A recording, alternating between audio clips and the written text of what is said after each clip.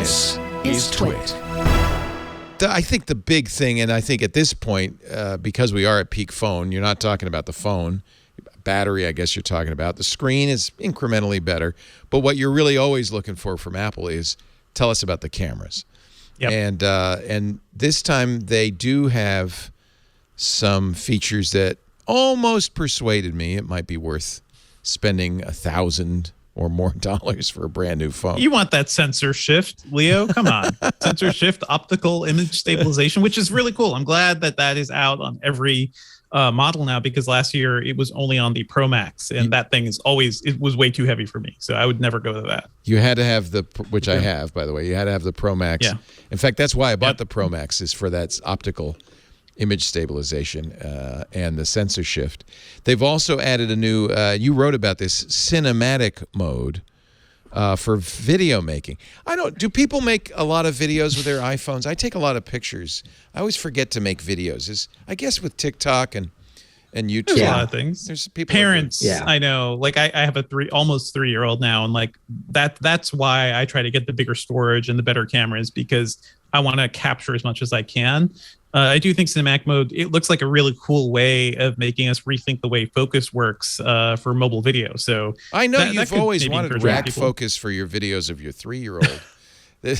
No, Devindra's got it right. Really cool stuff. I think about all the videos I never took that I wish I had with my kids when they were little. Now, yeah. I mean, for sure. No, it's good. Take them, because you'll be glad you have them. I have one video that I took with my first digital camera. It was an Olympus in 2001, I think it was, of my son, the first time he ever read to me. It's only 5 or 6 seconds. It is a cherished clip. Yeah. Yeah. I mean, if I had his first step, I would be, or my daughter's first step, I would be thrilled. Yeah. But I was too busy working. And I think a lot of people would want to get like an action cam or something too. Like I also have a GoPro, and my dream is to have that for vacations and walks and stuff too, just to capture. But it's I gotta warn you, cinematic mode looks cool. It got to the point where both my kids would say, "Dad, stop taking pictures. Stop. Put their hand up." I have a lot of pictures of my kids with their hand. I got a bunch of these too that look like this. Yeah, and that's why that's you need when they Facebook become glasses. Teenagers. Yeah, get those new Facebook glasses. You can take all the pictures you want. So by the time your 3-year-old is a teenager, Devindra, you'll be in good shape, because there'll be like all these, these glasses out where you'll just be able to like blink your eyes 3 times and then it starts recording. Yeah, I don't want to live in that world. That's gonna be Dad's bad. Recording all the time. So Apple made not 1 but 2 movies. They made a cinematic whodunit to demonstrate rack focus. Now, first of all, and Devindra, you wrote the article about this. So I don't think they're actually changing focus, are they? It does. I mean, I haven't seen a full technical deep dive in this, but it does look like the sensor is big enough to focus on something in the foreground and then shift that focus all the way to the back, as if you were using a film, or a digital. There's some debate about whether they're changing focus optically or whether they're blurring. It could be. It could just be a blur. But at the end of the day, what does it matter? Right? Like, I don't think portrait mode is simulated. Yeah. Portrait mode is a blur. It's not real bokeh. It's a blur. We don't know. I guess we won't know until we get the phones or till the embargoes are lifted. My understanding is that with this, so I think this was post-produced, because what they said is you can take that video and then in post, you can change the focus. So I think that's not, probably it tries to do it dynamically, but like this one we saw where it's perfect, I think that in post, they were switching, and fine tuning the focus.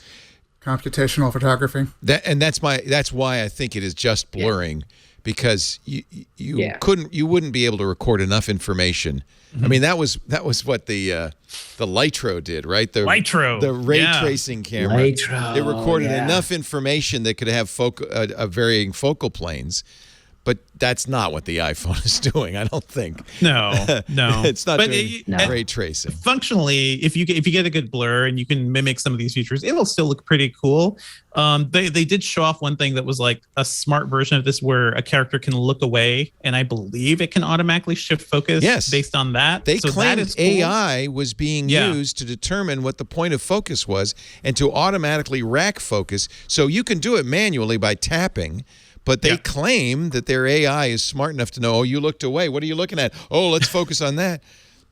Okay. I think we have to see this to really. Yeah. It's interesting. It is limited, and they didn't say this in the presentation. It is limited to 1080p 30 FPS. So a lot of us are used to doing 4K 60 on our iPhones at this point. So then you have to start making that choice. Do I want this to do like a cool cinematic staging for this video, or do I want to get the best quality I can get? That's a good catch. So, yeah. Oh, that's not good. Yeah.